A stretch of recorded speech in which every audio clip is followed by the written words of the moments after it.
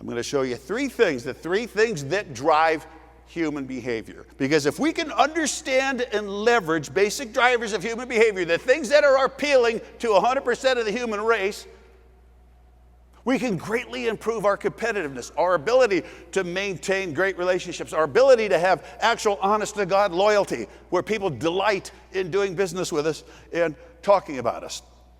And I can promise you this, about a minute or so into this, you'll be thinking, oh, yeah, that's interesting, I didn't know that. And then a few seconds after that, bing, I'll see it from here, light bulbs going off over your head, where you go, oh my God, I can do this. Why am I not doing this? Why did I not know this? This stuff is bulletproof. Let's look at the first one. Abstract number one. What you see there, radically different than what I see, because I'm trained to not see what you're seeing. What you see is a motorcycle. 2 wheels, motor, seat, set of handlebars. Pretty awesome. What I see, study in human behavior and how to leverage our knowledge of simple drivers of human behavior for competitive advantage. If you went to the Harley dealership in the town that you live in, or won a bunch of money tonight here in town after bowling and decided that you were going to go spray all of it on a motorcycle, which I highly recommend, you would not buy that bike as you see it right there. That's the bike as it was built in the factories. Engine and transmission made in Milwaukee, the rest of the bike built in York, Pennsylvania. You would not buy this bike exactly as it was built, because this bike left the factory with exhaust pipes that are as quiet as your car. Car quiet has been the industry standard for motorcycles since the early 1920s. The last time you heard a car quiet Harley was exactly when? Answer, never. Harley owners, knuckleheads like me, we like our bikes to be loud, don't we? Why do you suppose we want our bikes to be loud? I hope one of those answers was to irritate the shit out of people, because that's what we do. We want our bikes loud for a very easy to understand human reason that I promise you, the rest of your life, you're going to remember and use to improve your competitiveness. What do, and I know you know this, all Harley owners do at a red light or a stop sign? When we're not moving, what do? We instinctively start to rev our engine and not move. Premium fuel's like $6 a gallon now. We're wasting gas like you've never. Why are we doing that? Why are we revving our engine? It's become an instinctive thing. We're revving our engine because we're talking to you. And what we are saying to you, a toddler can understand. 3 simple words, the drivers of all humanity. Look at me. Look at me. What if you don't look? What do? We crack it open louder. Look at me.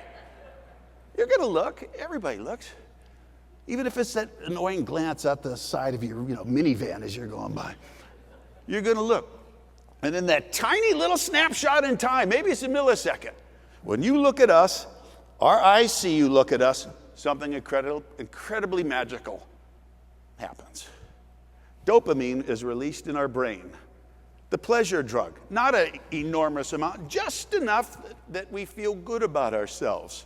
And the reason we feel good about ourselves is because one of life's most basic human needs, a need common to 100% of our species, has just been met. A need that for most of us goes unmet every day. The need for validation. The need to have boost to our self-esteem and to our ego. Somebody looking at me. Squirt. Feels kind of good. Nobody else pays any attention to me.